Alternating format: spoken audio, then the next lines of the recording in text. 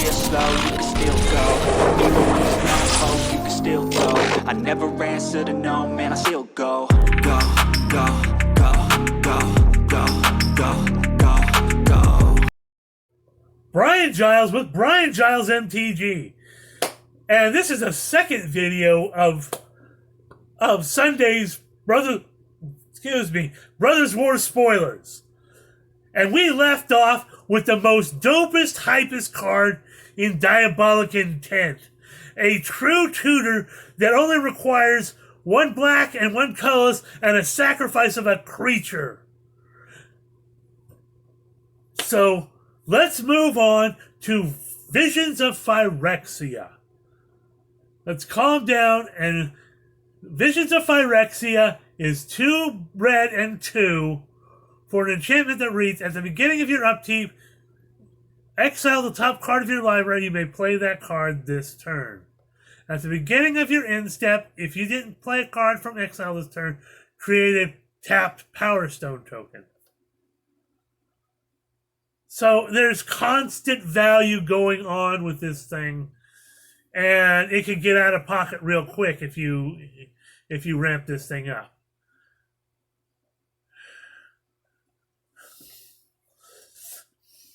Next up is Hajar, Loyal Bodyguard. 1 red, 1 green for a 3/3 legendary human soldier that has Sacrifice Hajar, Loyal Bodyguard. Legendary creatures you control get +1/+0 and gain indestructible until end of turn. This is like a selfless samurai for legendary creatures. But in and of himself, without using his ability at all, there's value. He's a green and a red for a 3/3 creature.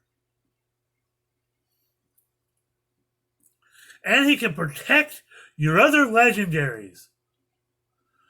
So, and from his flavor text, he sides with Mishra. So we're probably going to see some Jund play. And Jund, you can run dope stuff with Jund. And if you're playing Jund, you're probably going to be playing with Sheoldred. Because Sheoldred has been winning games, in the World Championships. Sheoldred is shown that she is the top tier praetor for sure. So this card is super, it has super value to it, and in terms of playability value and castability value, it will definitely see some play. Next up, we have another powerful, sought after, and valuable, monetarily wise, reprint in Mox Amber. For 0 casting cost, you get a legendary artifact. You tap it, add 1 mana of any color from among legendary creatures and planeswalkers you control. So Mox Amber is fun. But the next card, hype my word. This is the Stasis Coffin. 3 colorless mana for a legendary artifact. Pay 2 colorless, tap it, exile it. You gain protection from everything until your next turn.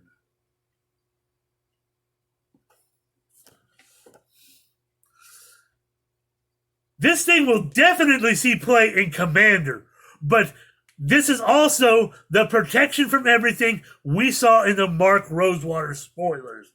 And it's not in a spell, it's not on a body, it's on an artifact.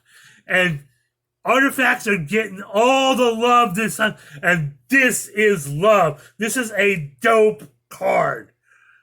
This definitely is gonna be in my probably my top 3 artifact cards in this set. Next up, we have Liberator, Urza's Battlethopter.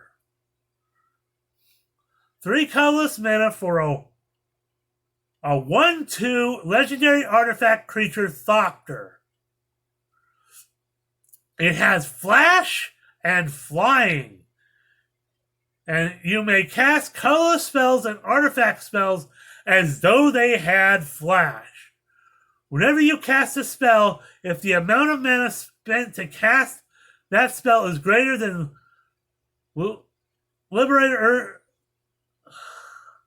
Urza's Battlethopter's power, put a +1/+1 counter on Liberator. So this thing can, right off riff, it can drop some stuff and get bigger. And the bigger artifacts you control, the bigger this thing gets. And you can cast artifacts and colorless spells as though they had flash. This is fun. Next up, we have Tokasha, Dig Site Mentor.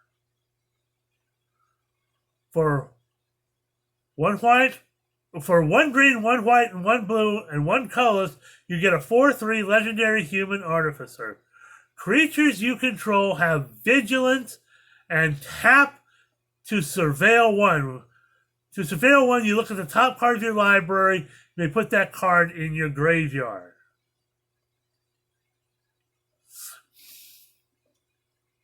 And for 2 green, 2 white, 2 blue, and 2 colorless, exile Tokasha's Dig Site Mentor from your graveyard. Return any number of target artifact cards with total mana value of 10 or less from your graveyard to the battlefield. Activate only as a sorcery. Bant is getting some love in Tokasha. And it looks like, with that kind of casting cost, you might pair it with something like some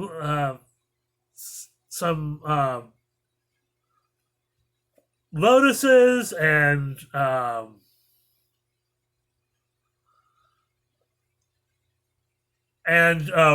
like maybe Ramos Dragon Engine, something that gives you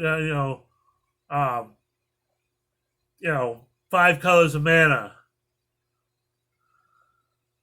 so that you can return total mana value of 10 or less. Well, there's a lot of things that are 10 out there, including some stuff in this, or less, including stuff that's in this set that we've already talked about. And the last card, at least for right now, is Lauren of the Third Path. 1 white, 2 colorless, for a 2/1 legendary human artificer with vigilance. Lauren of the Third Path enters the battle. When Lauren of the Third Path enters the battlefield, destroy up to 1 target artifact or enchantment.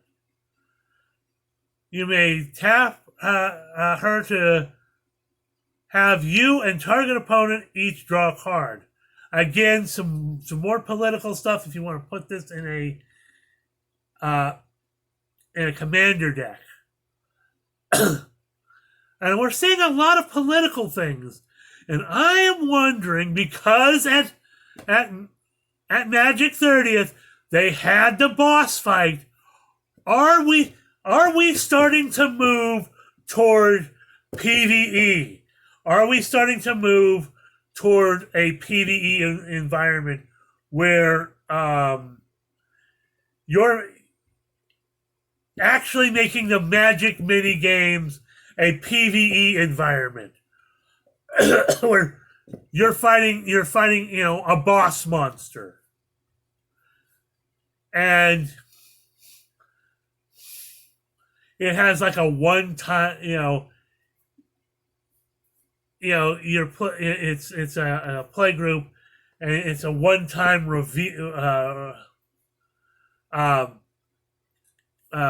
use code to get some merch or something, that you can buy at, the Magic store.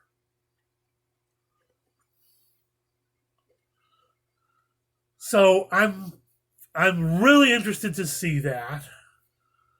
So one last double check. I don't think we're gonna see anything more. Nope, that's it for today. So this is a shorter video. We'll definitely have more cards tomorrow.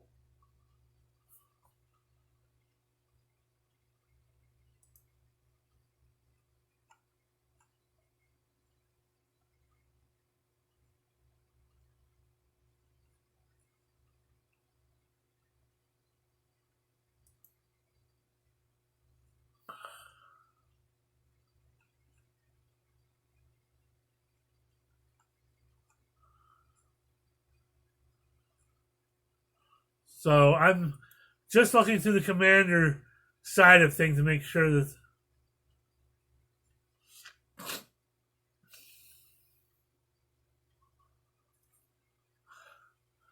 And I think I'll go over these in a separate video because it's just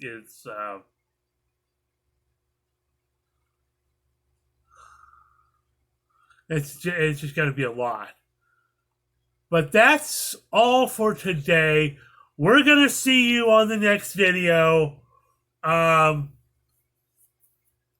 It's absolutely crazy, crazy, crazy. The cards that we're getting, the stuff from the Artifact Archives are just insane. So this is it for today. We'll say hoo-ha, see you tomorrow.